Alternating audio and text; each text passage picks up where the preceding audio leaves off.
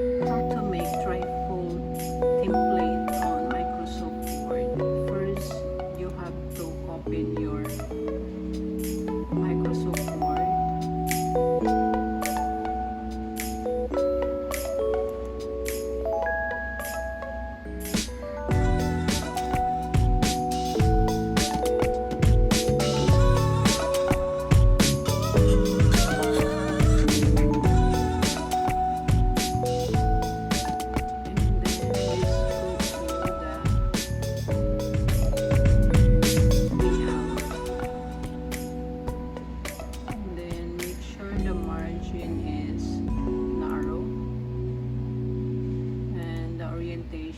Is landscape, and the size, make sure it's A4.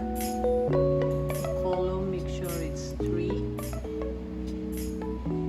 And there you go, you can now type and ready to go for the trifold template on Microsoft Word.